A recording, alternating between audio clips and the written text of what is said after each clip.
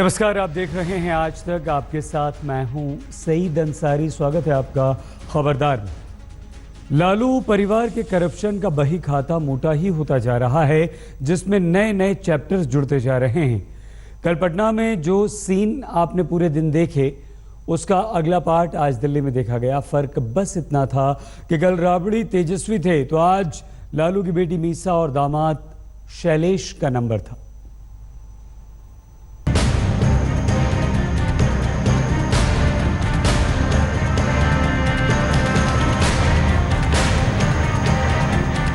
मोदी, अमित शाह, तुम्हारा अहंकार चूर चूर हम कर देंगे। पिता, पत्नी, बेटा, बेटी, दामाद, लालू परिवार के भ्रष्टाचार का वटवृक्ष बेहद घना और विशाल दिखने लगा है, जिसकी जड़ें करप्शन की जमीन में गहरी धंसी दिखने लगी हैं और जिनकी शाखाओं पर भ्रष्टाचार के फल बीज लदे दिख रहे हैं। कल पटना की तस्वीरें पूरे देश ने देखी। पूरे देश ने देखा कि कैसे राबड़ी और तेजस्वी को सीबीआई ने घेर कर घंटों पूछताछ की। कल होटल घोटाले पर सवाल जवाब का सत्र चला, तो आज काले धन को सफेद कराने की साजिश पर सवाल जवाब का सेशन हुआ। कल माँ बेटे का सीबीआई से सामना था, तो आज बेटी दामाद की बारी थी। दरअसल आरोप ये है कि शैल कंपनियों के जरिए काले धन को सफेद करने का आरोप है, जिसके तहत आज ईडी जो है वो सबसे पहले लालू प्रसाद यादव की बेटी मीसा और उनके दामाद शैलेश की जो कंपनी है मिशैल, उसके कंपनी एड्रेस यानी दिल्ली के बिजवासन के इसी 26 नंबर फार्म पर पहुंची। सबसे पहले ईडी की टीम यहां पर पहुंची। यहां ईडी ने जो अंदर ठिकाने हैं, जो अंदर कमरे हैं, वहां पर छापेमारी की, लेकिन उसी दौरान ईडी को कई कमरों में ताला जो है वो लॉक दिखा, जिसके बाद अंदर जो लोग काम करते हैं उनसे पूछताछ किया गया। उसके बाद सीबीआई ईडी की टीम जो है वो यहां से बिजवासन पहुंची है। बिजवासन और सैनिक फार्म के 2 ठिकानों पर और छापेमारी की गई है। आज दिल्ली में ईडी ने लालू की सांसद बेटी मीसा भारती और उनके पति शैलेश कुमार से मैराथन पूछताछ की। मीसा दंपति से जुड़े 3 फार्म हाउस में 7 घंटे तक सवाल जवाब हुए। पहले मीसा भारती से अकेले में पूछताछ की गई और फिर पति के साथ पूछताछ हुई। सुबह 8 बजे शुरू हुआ सवालों का सिलसिला दोपहर करीब 3 बजे खत्म हुआ। पूछताछ के बाद ईडी की टीम मीसा के पति शैलेश को अपने साथ ले गई। 3 जगहों पे छापेमारी हुई, बिजवासन के अलावा सैनिक फार्म्स और यहाँ गिटौनी में ये जो सरला विला है जहाँ पे मीसा भारती और उनके पति रहते हैं बकायदा, वहाँ पे भी छापेमारी चल रही है। जाहिर है ईडी तमाम कागज और दस्तावेज लेने की कोशिश में है, क्योंकि prevention of money laundering act के तहत ये पूरा मामला दर्ज हुआ था। 2002 से ये मामला चल रहा है। लगातार बीजेपी से लेके तमाम विपक्षी पार्टियां आरजेडी पे इसको लेके निशाना साधती आई हैं। ईडी को शक है कि मीसा और शैलेश ने मनी लॉन्ड्रिंग के जरिए हजारों करोड़ के काले धन को सफेद किया। ये सब कैसे हुआ, इसका पूरा मनी रूट हम आपको दिखाएंगे, लेकिन उससे पहले लालू फैमिली के भीतर मची खलबली को देखिए और महसूस करिए जो कल से आज तक लगातार जारी है। दिल्ली में बेटी दामाद ईडी के चक्रव्यूह में फंसे, तो पटना में लालू का गलियारा आक्रोश से गर्म हो रहा था। यह तो समझिए कि रोड मैप बना लिया है, प्री प्लान है, और जो प्री प्लान है और ये सारे चीज घबराहट में कर रहे हैं और जानबूझ करके एक गहरी साजिश के तहत किया जा रहा है। इसलिए इसमें कोई घबराएंगे नहीं, हम लोग मजबूती से इसको फेस करेंगे और अंजाम देंगे। जो स्थिति है कि आपको नरेंद्र मोदी, सुशील मोदी के कहने पर इशारे धंधा बिहार में लागू किया गया कि गरीब कोई आगे न बढ़े। अगर यह घटना है तो बिहार के जितने नहीं, देश के जितने नेता हैं सबकी जांच हो, का सीबीआई से जांच हो कि अकुल संपत्ति कहाँ इन नेताओं के, जो बड़े बड़े जाति के लोग हैं, उनको कहाँ से आ गया, उस पर किसी का निगाह नहीं दौड़ रही है।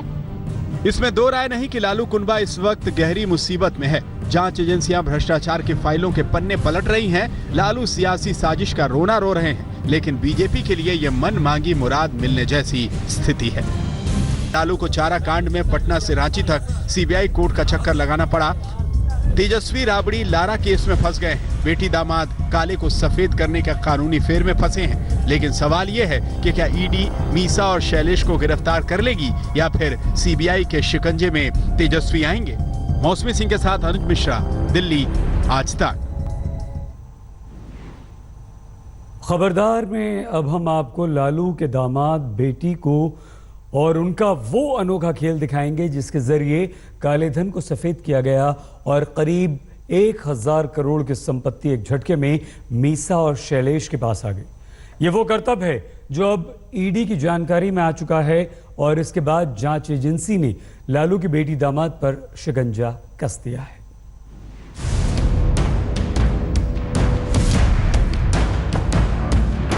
मोदी, अमित शाह फांसी के फंदे पर लटक जाएंगे, लेकिन तुम्हारा संपूर्ण रूप से सारा बुनियाद, तुम्हारा अहंकार चूर हम कर देंगे। लालू के इस अंदाज के पीछे राजनीति है।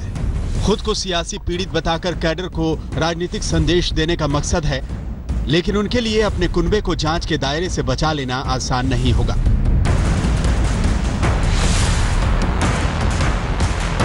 ईडी की टीम मीसा भारती केस में वो तमाम कड़ियां जोड़ने में लगी है जिनसे यह साबित हो सके कि मीसा और लालू परिवार ने करोड़ों के काले धन को मनी लॉन्ड्रिंग के जरिए सफेद किया। ईडी ने अब तक की जांच में यह पाया है कि मीसा भारती ने शेल कंपनियों का इस्तेमाल कर 1000 करोड़ से ज्यादा की ब्लैक मनी को सफेद करने का गैर कानूनी काम किया। मीसा की company Michelle printers and packers private limited के 1,20,000 शेयर 100 रुपए प्रति शेयर के हिसाब से शेल कंपनियों ने खरीदे।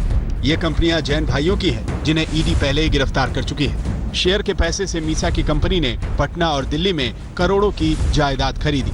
जायदाद खरीदने के बाद जैन भाइयों ने शेयर 10 रुपए के दर से वापस मीसा भारती को बेच दिए। शेयर वापस आते ही कंपनी पर मीसा का मालिकाना हक हो गया और कंपनी के नाम पर खरीदी संपत्ति भी हाथ आ गई।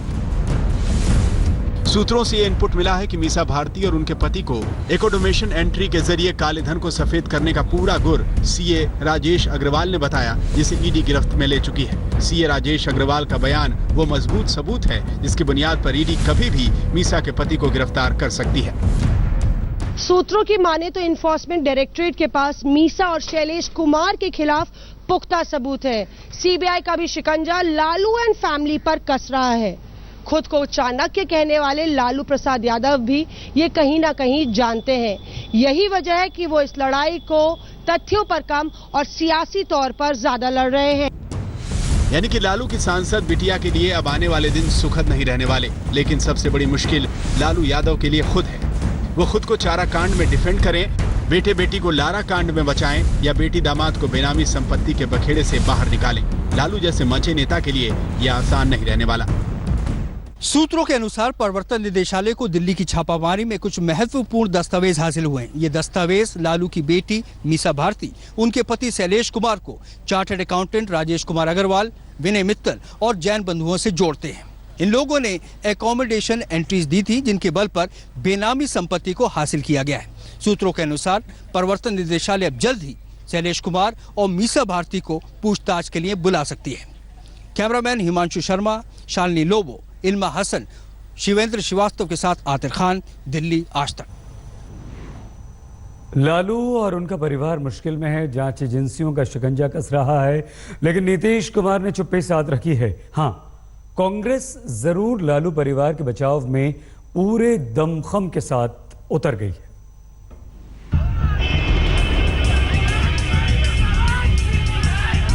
पहले सीबीआई का छापा, फिर ईडी का शिकंजा। पहले पत्नी और बेटे से पूछताछ और फिर बेटी दामाद से सवाल जवाब। कभी बिहार के सबसे कद्दावर नेता रहे लालू प्रसाद पर मुसीबतों का जो शनिचरा शुरू हुआ, वो घंटे दर घंटे आगे बढ़ता जा रहा है। पूरा कुनबा हैरान और परेशान है। सवाल भ्रष्टाचार का है जिसका जवाब कुछ सूझ नहीं रहा। सुनो मोदी, अमित शाह फांसी के फंदे पर लटक जाएंगे, लेकिन तुम्हारा संपूर्ण रूप से सारा बुनियाद, तुम्हारा अहंकार चूर हम कर देंगे और हमारी जनता चूर कर देगी। तुमको यहाँ से हम लौटाए हैं बिहार से, तुम हथियाना चाहते हो, महागठबंधन में लड़ाई कराना चाहते हो, ये सारा चीज को हम लोग समझ रहे हैं।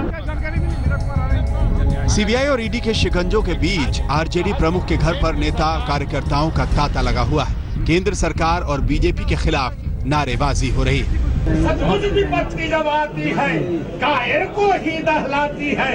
सूरमा नहीं विचलित होते, धन एक नहीं धीरज खोते।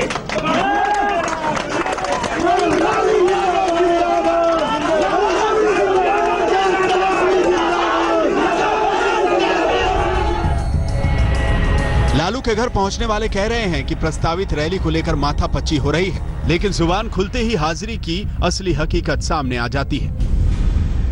डॉक्टर लोहिया ने कहा कि नेता की सबसे बड़ी ताकत जनता का समर्थन है। कश्मीर से लेकर कन्याकुमारी और कच्छ से लेकर कटक तक पूरे भारत के जो लोग हैं, सामाजिक न्याय, धर्मनिरपेक्षता, लोकतंत्र में विश्वास रखने वाले सभी का लालू प्रसाद यादव के नेतृत्व में विश्वास है। और सभी लोगों का मानना है कि आरएसएस, भाजपा और नरेंद्र मोदी का जो कुकृत्य है उसका उजागर करने वाला अगर कोई बहादुर व्यक्ति है, कोई योद्धा है, तो उसका नाम है लालू प्रसाद यादव। न्याय का तकाजा है कि भेदभावपूर्ण कोई काम नहीं होना चाहिए, बदले की भावना से कोई काम नहीं होने चाहिए। ऐसे कई मामले देश के अंदर सीबीआई कई राज्यों में है, लेकिन कई राज्यों में से मामले चल रहे हैं। व्यापम मध्य प्रदेश में क्या हो रहा है, व्यापम घोटाला का मामला देख लीजिए। तो मेरा ये कहना है कि एक ही जगह टारगेट बनाकर सक्रिय होना, ये बदले की भावना से, प्रतिशोध की भावना से काम करने से ये न्याय का तकाजा नहीं है। बिहार की सत्ता पर महागठबंधन काबिज है। नीतीश और लालू के साथ कांग्रेस भी सत्तारूढ़ गठबंधन का हिस्सा है। नीतीश बीमार हैं और पार्टी ने चुप्पी साध रखी है, लेकिन कांग्रेस की दलील हैरान करने वाली है। लालू जी के साथ खड़े हैं। धर्मनिरपेक्ष ताकतों को बुलडोज कर रही है बीजेपी सरकार, और जो लोग 100 चूहा खा करके, अमित शाह की स्थिति क्या थी, अमित शाह तरीपार थे, हजारों लोगों की जान लेकर के प्रधानमंत्री बन गए। अब आज जो है लोगों को प्रताड़ित कर रहे हैं, जो उनके खिलाफ है उन लोगों के पर एक्ट किया जा रहा है। सुना आपने, लालू कुंबे पर भ्रष्टाचार के आरोप लगे हैं। सीबीआई ने सूबे के डिप्टी सीएम पर करप्शन का केस दर्ज किया है, लेकिन कांग्रेस गठबंधन धर्म निभाने पर अड़ी हुई है। देश की सबसे पुरानी पार्टी को लगता है कि बीजेपी अध्यक्ष पर उंगली उठाने से लालू और उनके परिवार पर लग रहे सारे दाग धुल जाएंगे। चलिए, देश को भी उस जादू का इंतजार रहेगा। फिलहाल बीजेपी को इंतजार है बिहार के सीएम नीतीश कुमार के रिएक्शन का, क्योंकि डिप्टी सीएम आरोपों के घेरे में है।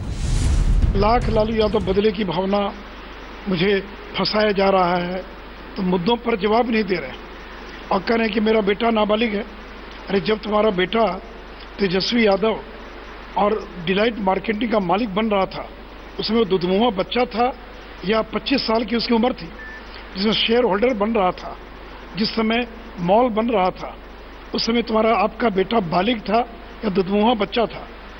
तो देखिए, लालू यादव इस तरह के नाटक करने में माहिर आदमी है, फिर अब उसका नाटक का दौर खत्म हो चुका है।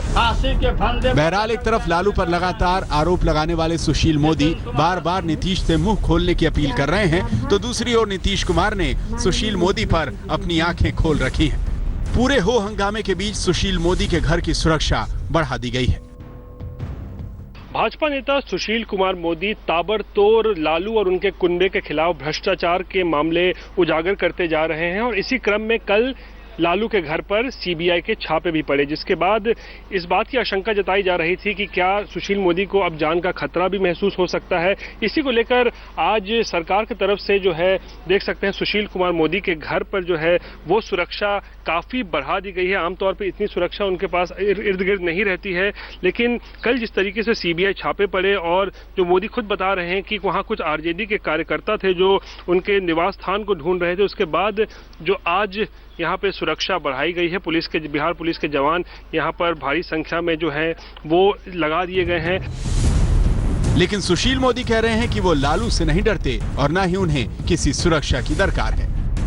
देख रहे हैं आपके घर की सुरक्षा बढ़ा दी गई, आपकी सुरक्षा बढ़ा दी गई है, क्या आपको अपनी जान का खतरा लग रहा है आरजेडी के कार्यकर्ताओं से? नहीं, मुझे कोई जान का खतरा नहीं है। और जब मैंने लालू यादव को 96 में झेल चुका हूं मैं, जिसमें लालू यादव की 167 विधानसभा की सीटें थी और लालू यादव बहुत ताकतवर थे, उस समय जो उनके गुंडों को झेल चुके हैं, तो अब तो लालू यादव बहुत कमजोर हो गए, इसलिए मैंने तुम्हें सुरक्षा मांगूंगा न मैंने मांगा है। भले ही सुशील मोदी को डर ना हो, लेकिन नीतीश सरकार और नीतीश की पुलिस जरूर डर रही होगी। लालू परिवार पर जांच एजेंसियों का शिकंजा और कसेगा। फिर जैसे जैसे लालू और उनके बेटों की मुसीबत बढ़ेगी, वैसे वैसे सियासत और सुलगेगी और उबलता जाएगा आरजेडी का गुस्सा। पटना से रोहित सिंह और धर्मवीर सिन्हा के साथ आज तक ब्यूरो। लालू प्रसाद यादव फंसे थे चारा घोटाले में और अब उनकी पत्नी और बेटे का नाम आ रहा है लारा घोटाले में। लालू, उनकी पत्नी राबड़ी देवी और उनके दोनों बेटे किसी न किसी घोटाले में फंसे हुए हैं। ये वाजपेयी जी हैं, आये देवगौड़ा जी हैं, देखो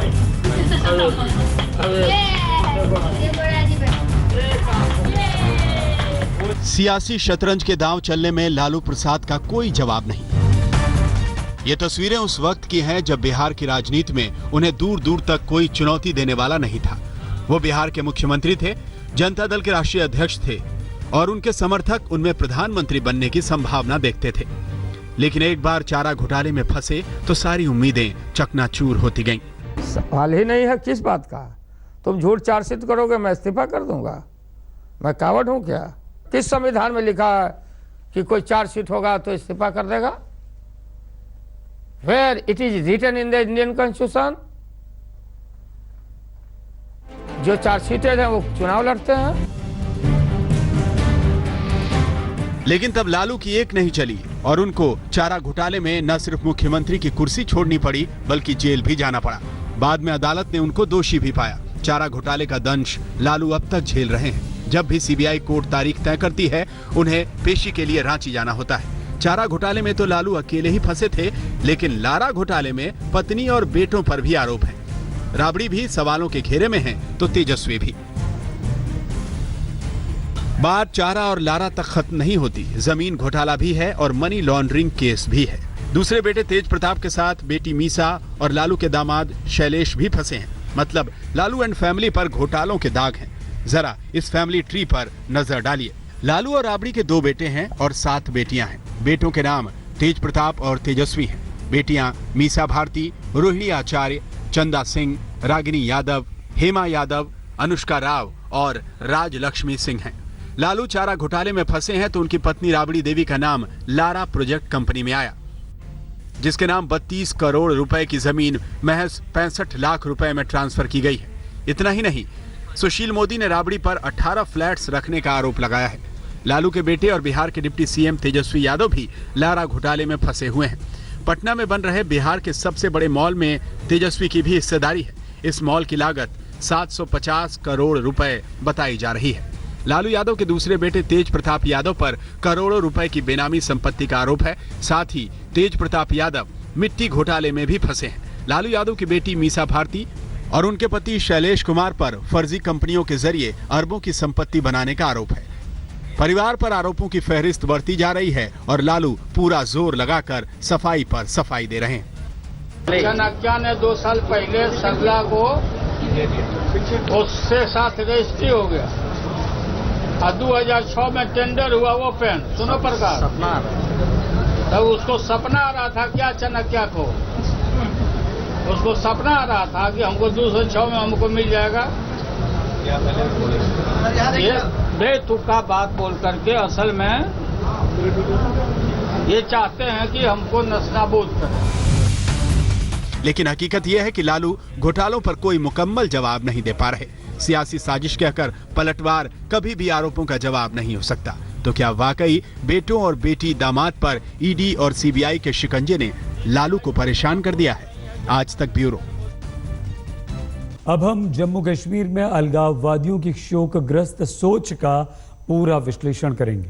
ये वो सोच है जिसके तहत कश्मीर में आतंकवादी बुरहान वानी की बरसी को शहादत दिवस की तरह मनाने की साजिश की गई, लेकिन जिसे हमारे सुरक्षा बलों ने पूरी तरह से नाकाम कर दिया।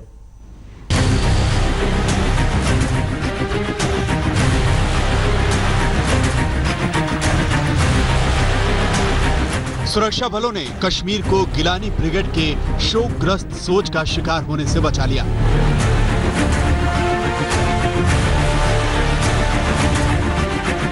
पूरे कश्मीर में हुर्रियत और पाकिस्तान की आंखों के तारे आतंकी के समर्थन में न नारे लगे, न हंगामा हुआ, न छाती पीटी गई, न आंसू टपकाए जा सके, क्योंकि बुरहान की बरसी पर कश्मीर में अमन बिगाड़ने का प्लान टाएं फिस कर दिया गया। हिजबुल कमांडर बुरहान वानी की मारे जाने की पहली बरसी को लेकर पूरे कश्मीर में सुरक्षा एजेंसियां हाई अलर्ट पे है। हम श्रीनगर के दिल कहलाने वाले लाल चौक में हैं और आप देख सकते हैं कि किस तरह से यहां पर कुछ हिस्सों में जो है कर्फ्यू लगा दिया गया है और ये जो मेन रोड है लाल चौक का उसको पूरी तरह से सील कर दिया गया है ताकि किसी को आगे चलने की इजाजत नहीं है। यहां पर भी अलगाववादी नेताओं की तरफ से एक प्रोटेस्ट की योजना थी जिसको सरकार ने और सुरक्षा बलों ने फिलहाल विफल कर दिया है। न सिर्फ श्रीनगर शहर बल्कि घाटी के सभी इलाकों में सुरक्षा बल और पुलिस चौकस हैं। कश्मीर में सुरक्षा बलों ने वही किया जो एक आजाद मुल्क की सुरक्षा एजेंसियों को करना चाहिए। बुरहान वानी को हीरो बनाने का पूरा प्लान था। हुर्रियत के अलगाववादी नेता श्रीनगर और कश्मीर के दूसरे हिस्सों में बुरहान को आजादी का पोस्टर बॉय बनाने की साजिशों में लगे थे। ठीक एक दिन पहले ऑल पार्टीज हुर्रियत कॉन्फ्रेंस के चेयरमैन ने एक जहरीला वीडियो संदेश जारी किया जिसमें बुरहान को हीरो बनाने की हुर्रियत की बेचैनी छलकती दिखाई दी। उनकी शहादत के मुनासबत से एक मुनज़्ज़म और मरबूत प्रोग्राम आवाम के सामने पेश किया है ताकि हम उनकी कुर्बानियों को भी याद कर सकें और शुहदा के अजीम मिशन के हवाले से तजज़िया हद भी कर सकें। लेकिन उससे कबल ही आप देख रहे हैं कि आज से ही बंदिशों और कदगनों का सिलसिला जो है वो शुरू कर दिया गया है। पूरी हुर्रियत क़यादत को या तो जेलों में बंद कर दिया गया है या घरों में बंद कर दिया गया है। मुख्तलिफ छापे जो है वो इस वक्त चल रहे हैं और उसके साथ साथ नौजवानों की गिरफ्तारी अमल में लाई जा रही है। ये साफ था कि गिलानी ब्रिगेड को आजाद छोड़ दिया जाता तो आज कश्मीर में जगह जगह बुरहान वानी की मौत पर शोक विलाप के स्वर सुनाई देते। पाकिस्तान परस्त मुट्ठी भर लोग पाकिस्तान जिंदाबाद के नारे लगा रहे होते। पाकिस्तान का झंडा फहराकर सुरक्षा बलों को चिढ़ाने की कोशिश होती और बेहद मुमकिन ये भी था कि भीड़ की आड़ में आतंकवादियों की मौजूदगी भी दिखती, जैसे कई मौकों पर दिखती रही। लेकिन सुरक्षा बलों के पुख्ता प्लानिंग और तैयारियों के चलते कश्मीर में भारत विरोधियों का शोक प्रदर्शन का मंसूबा पूरा नहीं हो पाया, क्योंकि हुर्रियत की साजिशों को देखते हुए अनंतनाग, त्राल, कुपवाड़ा, पुलवामा, शोपियां में कर्फ्यू लगाया गया था। बुरहान के नेटिव प्लेस त्राल में तमाम सड़कें सील कर दी गईं। स्कूल कॉलेज 6 जुलाई से 10 दिनों के लिए बंद कर दिए गए। यूनिवर्सिटी में होने वाले एग्जाम भी टाल दिए गए। अमरनाथ यात्रा भी एक दिन के लिए रोक दी गई।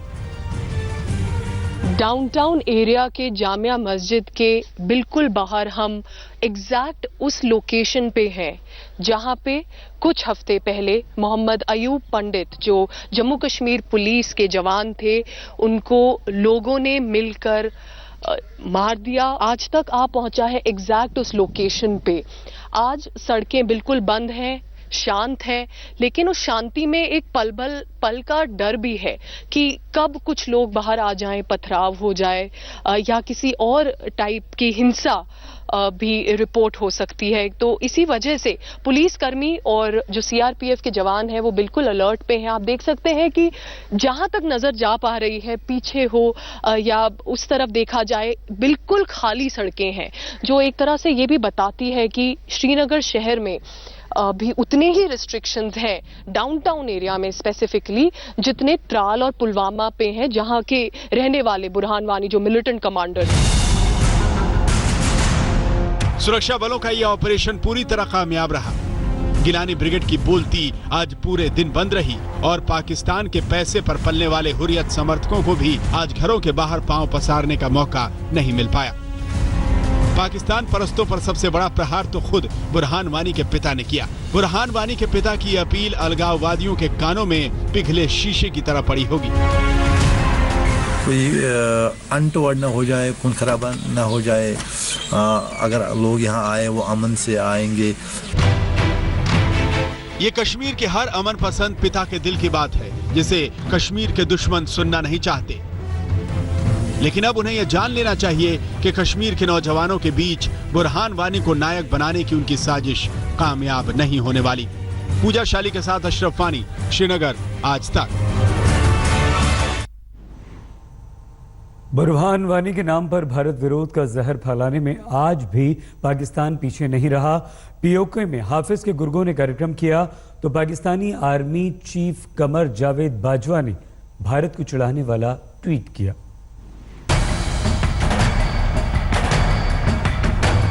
जिस बुरहान वानी की बरसी पर भारत विरोधी आंसू बहाने का प्लान कर रहे थे, उस बुरहान वानी के नाम से ही देश का खून खौलने लगता है। ये जम्मू की तस्वीरें हैं जहां पीएम से ईंट का जवाब पत्थर से देने की मांग की जा रही है।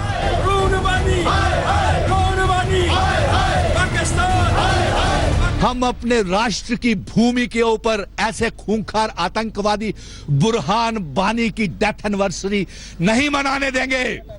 इसी बात को लेकर के आज हमने बुरहान वानी के पुतले जलाए हैं, नवाज शरीफ के जलाए हैं, सलाहुद्दीन के जलाए हैं, अलगाववादी नेताओं के जलाए हैं और ये संदेश भेजना चाहते हैं कि बुरहान वानी एक खूंखार आतंकवादी था।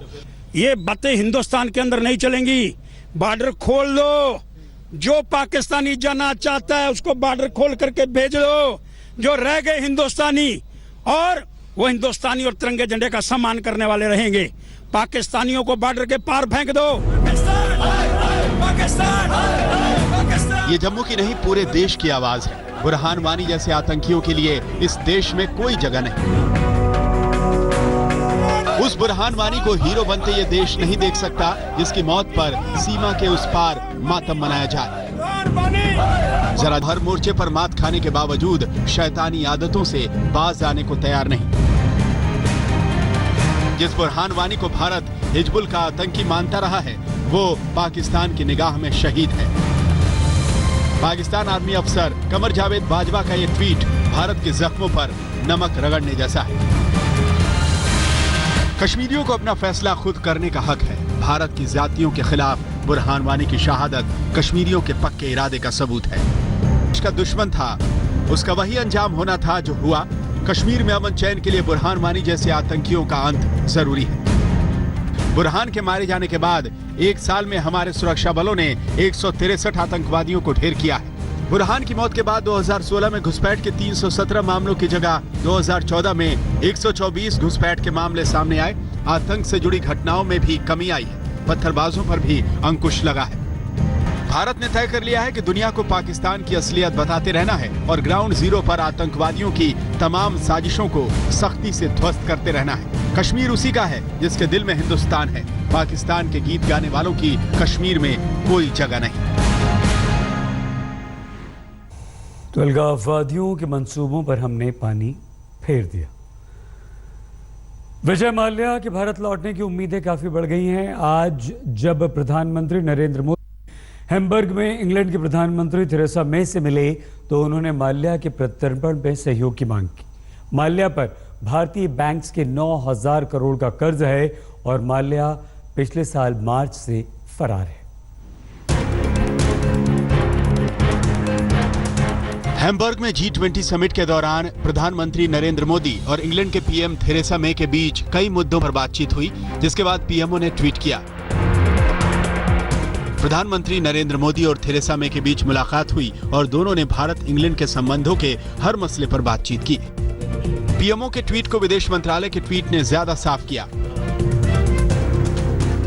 और लिखा कि G20 समिट से अलग प्रधानमंत्री नरेंद्र मोदी ने थेरेसा मे के साथ द्विपक्षीय वार्ता की। पीएम ने आर्थिक भगोड़ों की वापसी के लिए इंग्लैंड का सहयोग मांगा। विदेश मंत्रालय ने साफ कर दिया कि प्रधानमंत्री मोदी ने इंग्लैंड के प्रधानमंत्री के साथ विजय माल्या को लेकर बातचीत की है। बताया जा रहा है कि मोदी ने थेरेसा मे के सामने भगोड़े माल्या को भारत वापस लाने में सहयोग की बात कही है। हालांकि ये भी कहा जा रहा है कि दोनों देशों के प्रधानमंत्री के बीच ललित मोदी को लेकर भी बातचीत हुई। On the bilateral between UK and India, was the issue on economic offenders also focused on Vijay Maल्या? Again, you have seen what we have put out, and we have put that out a few minutes ago. We have used plural, and so the English language and people who know English language should be very clear. So all on the list, but no specific names were mentioned. I won't like to go into that. What we have said in the tweet is what I will stick with.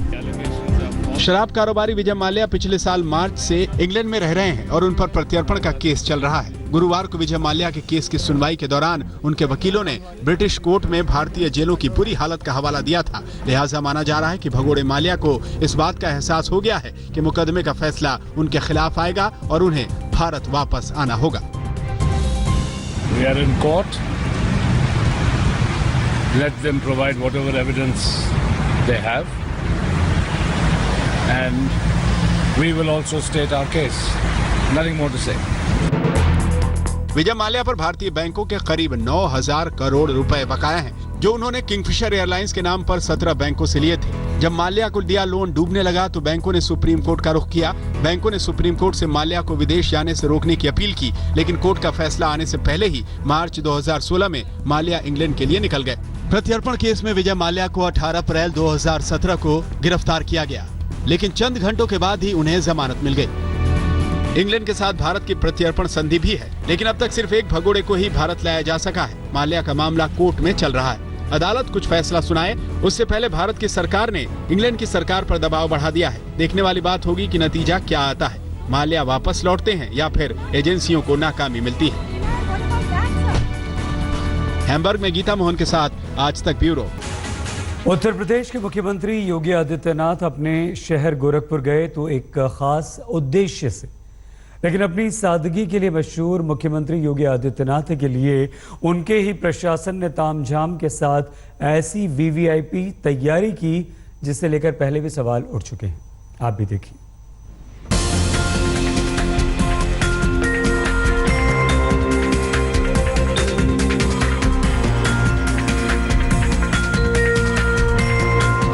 गांव की गलियों में बिछ गया red carpet, सफेद पर्दे भी टंग गए। शायद विकास के कुछ काले धब्बों को छिपाने की कोशिश की गई। गोरखपुर की इस गली में किसी जलसे की तैयारी समझने की भूल मत करिए। सीएम योगी यहां एक शहीद के घर यानी मातम में डूबे परिवार के साथ उसका दर्द साझा करने आए हैं। प्रशासन ने मुख्यमंत्री के आने से पहले पूरी तैयारी दुरुस्त कर रखी थी। कमरे में शहीद सब इंस्पेक्टर साहब शुक्ला की तस्वीर लगाई गई, कालीन पर सजाया गया केसरिया रंग का सोफा और कमरे के एक कोने में लगाया गया कूलर। सर ऐसा मेरे को पता नहीं किसने दिया है और कब तक के लिए दिया है। ये हमारे सीएम साहब के आने का जो अरेंजमेंट तैयारियां चल रही थी तो ये उसी के लिए हुआ था। अभी प्रशासन का ही पूरा है लेके वो चाहे रास्ता बनवाए या यहाँ पे जो भी टेंट तंबू जो भी था वो सब प्रशासन का है, तो ये भी प्रशासन है। सर ये उनका ये सारा अरेंजमेंट जो भी आप देख रहे हैं यहाँ पे एवरीथिंग हर एक चीज़ उन्हीं का अरेंजमेंट है, चाहे वो कूलर हुआ, कुर्सी हुआ, सोफा हुआ या मैट हुआ। इसी साल 25 जून को श्रीनगर में पंथा चौक पर सीआरपीएफ के काफिले पर लश्कर-ए-तैयबा के आतंकवादियों ने हमला किया था, जिसमें गोरखपुर के रहने वाले सब इंस्पेक्टर साहब शुक्ला शहीद हो गए थे। आज उनके परिवार से मिलने सीएम योगी आदित्यनाथ पहुंचे, संवेदना जताई और 6 लाख की मदद का चेक भी दिया। शहीद के घर प्रशासन के वीआईपी इंतजाम का यह पहला मामला नहीं है। इससे पहले इसी साल 12 मई को देवरिया में भी शहीद के घर ऐसे ही तामझाम की खबर सुर्खियों में आई थी।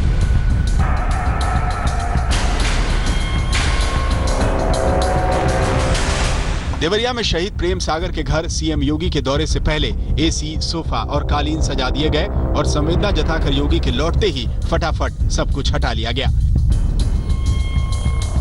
क्या शहीद के घर की असलियत मुख्यमंत्री के सामने जाहिर नहीं हो सकती?